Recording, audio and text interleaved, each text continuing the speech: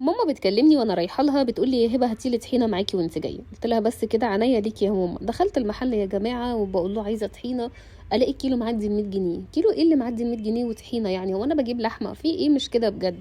رحت جايبه لي ربع كيلو سمسم وقلت بس انا هاجي اعملها عندك في البيت يا ماما، استنيني انا مش جايه. قلت لها استني بقى يا ماما، هعمل لك الطحينه في البيت احلى واجمل، وهتعدي الكيلو كمان من ربع كيلو سمسم وهعملها لك بصي يا ماما تحفه. تعالوا بقى اقول لكم عملتها ازاي، بس ما تنسوش اللايك وكومنتات كتير حلوه زيكم. ده ربع كيلو السمسم اللي انا جبته هنا. السمسم بتاعي احمر، يعني احمر على ابيض. انت عايزه تجيبيه ابيض بس تمام، الاتنين بينفعوا وبيبقوا زي الفل. هنجيب طاسه ونحط فيها كوبايتين من السمسم اللي هم يعني الربع كيلو، بس احنا برضو لازم نشتغل بالمعيار علشان كل حاجه تطلع معاكي مظبوطه.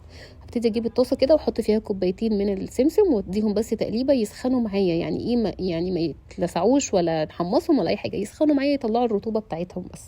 تمام. بعد كده هنجيب المطحنه بتاعتنا ونحط فيها السمسم بتاعنا اللي احنا ادينا له تقليبه على النار، ونشغل عليه بقى تشغيله كده ضربه ضربه كده بالراحه علشان برضو المطحنه بتاعتنا ما تبص. تمام. واول ما تحسي ان هو واقف معاكي كده ومش بيتطحن، حطي له شويه زيت. بصوا هيتطحن معاكي في ثانيه، شايفين؟ طحن معانا في ثانيه. الزيت اللي انت هتحطيه، احنا هنستخدم على الكميه بتاعتنا بتاعه الكوبايتين من السمسم هنستخدم عليهم كوبايتين من الزيت، فانت استخدمي الزيت اللي انت هتحطيه في المطحنه على السمسم من نفس الكوبايتين بتوع الطحينه يعني، فاهميني؟ وهنحتاج عليهم كمان كوبايتين من الدقيق. تمام كده خلاص احنا طحنا السمسم كله. هحطه بقى عندي في الخلاط او في الكبه، يعني بعد ما طحنته في المطحنه هحطه بقى في الكبه او في الخلاط بتاعك العادي يعني. تمام. وهنا بقى هجيب كوبايتين برضو من الدقيق، هديهم برضو تقليبه بنفس الطاسه اللي عملت فيها السمسم، هديهم برضو تقليبه بحيث برضو يطلعوا اي رطوبه علشان برضو تبقى ايه الطحينه بتاعتك فريش كده وتتطحن معاكي برضو بسرعه، وكمان يعني ريحتها تبقى حلوه وطعمها يبقى حلو. طلعنا اي رطوبه كده من الدقيق بتاعنا، ادينه برضو تقليبه سخن معانا وطفينا النار على طول، ما بنحمصش حاجه ولا نسيبه يسخن قوي ولا الكلام ده. تمام. هننزل بقى بكميه كده بسيطه من الدقيق بتاعنا، يعني تدريجيا كده شويه شويه على السمسم بالشكل ده، واحط بقى شويه زيت برضو شويه شويه كده واشغل شويه شويه واشغل.